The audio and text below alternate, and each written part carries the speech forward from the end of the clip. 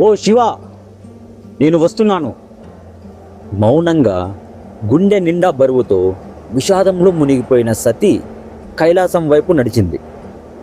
అక్కడ ఆమె ప్రభువైన శివుడు లోతైన ధ్యానంలో ఉన్నాడు. ఆయనను మేలుకొలిపి ఆయన భుజాలపై వాలి ప్రపంచాన్ని మర్చిపోవాలని ఆమె ఎంతో ఆరాటపడ్డది.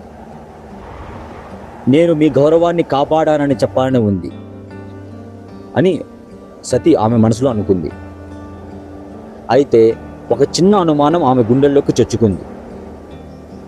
ఆయన మెలుగు అయ్యాక నన్ను గుర్తుపట్టకపోతే? ఈ మానవ రూపంలో నా దేవత్వం కోల్పోయాను. ఆయన మళ్ళీ నన్ను చూస్తే నా నిజమైన స్వరూపాన్నే చూడాలి అని తీర్మానించుకుంది సతి. ఈ ఒక్క సంకల్పంతో సతి తీవ్రమైన తపస్సులను పూనుకుంది. ఒకవైపు తీవ్రమైన చలి, మరోవైపు తీవ్రమైన గాలిలో ఆమె సాధన మరింత తీవ్రంగా సాగింది. చివరికి ఆమె భోజనాన్నే మానేసి ప్రతిరోజు కేవలం ఒకే ఒక్క బిల్వదళం తిని బ్రతికింది. అలా కొంతకాలం గడిచిపోయింది. ఒకరోజు లోతైన ధ్యానంలో ఉన్న సతికి తన ముందు ఎవరో ఉన్నారు, తనను గమనిస్తున్నారు అని అనిపించింది. సతి కళ్ళు తెరిచి చూడగా తన ముందు నవ్వుతూ కూర్చున్న శివుని చూసింది. ఆయన చూపు ఆమె మీద పడిన క్షణం కాలం ఆగిపోయినట్లయింది. ఆయన ఆమెను అనంత ప్రేమతో చూడడం చూసింది.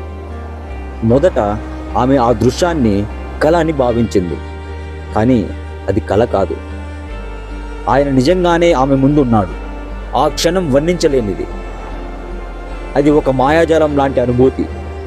వేల సంవత్సరాల విరహం, ఎదురుచూపులు అన్నీ ఆ ఒక్క క్షణంలో తీరిపోయాయి. ఎటువంటి మాటలు అవసరం లేవు. ఎందుకంటే మాటలు వారి భావాలను వ్యక్తపరచలేవు. ఆత్మస్పర్శతో సతి ఆయనను హత్తుకుంది.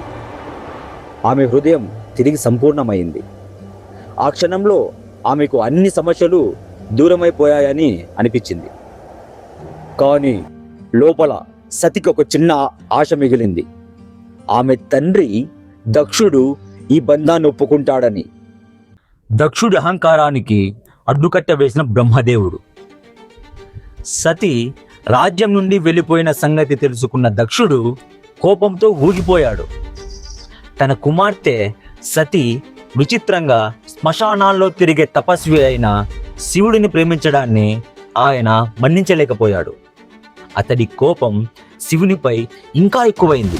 ఎందుకంటే ఆ యోగికి తన కూతురిపై అంతటి ప్రభావం ఎలా వచ్చిందో అతనికి అర్థం కాలేదు.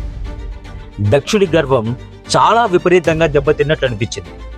తానే రాజుగా ఉన్నాడు, తానే ప్రజాపతి, ఈ భూమి మీద అందరినీ శాసించగలవాడిని. శివుడు ఎవరు? శ్మశానవాసి, భూత ప్రేతాలతో తిరిగేవాడు. అలాంటి వాడిని తన కుమార్తె ఎలా వరించగలిగింది? ఈ కోపంతో ప్రతీకారం తీసుకోవాలని తనలో తానే మాట్లాడుకుంటూ అలా నిలబడ్డాడు. అప్పుడు అకస్మాత్తుగా ఆకాశం తెల్లగా ప్రకాశించింది. ఒక అద్భుతమైన వెలుగు వెలుగుతూ దక్షుడి ముందు ఆ పరమశక్తిమంతుడు, దక్షుడి తండ్రే అయిన సృష్టికర్త బ్రహ్మదేవుడు కనిపించాడు. బ్రహ్మదేవుడు తన కుమారుడిని గంభీరంగా హెచ్చరించాడు. శివుడు, సతి ఇద్దరు ఒకటే. వారు విడిపోయినట్లయితే ఈ సృష్టి అస్తవ్యస్తమవుతుంది. వాళ్ళ ప్రేమను అడ్డగించవద్దు. అది బ్రహ్మాండానికి శుభం తెస్తుంది. నీ అహంకారంతో వారి యోగాన్ని చెడగొడితే అది బ్రహ్మాండాన్ని ధ్వంసం చేస్తుంది. బ్రహ్మదేవుని మాటలు ఉక్కులాగా దక్షుడు గుండెల్లో పడినవి. అతను తండ్రికి ఎదురు చెప్పలేడు. ఎప్పటికీ తల వంచని దక్షుడు ఆ రోజు తల వంచాడు. దక్షుడికి కాస్త అపహాస్యం కలిగినా వినయంగా తలదించుకొని బ్రహ్మదేవుని ఆజ్ఞకు లొంగిపోయాడు. శివుడు సతిల ప్రేమను అంగీకరించాడు.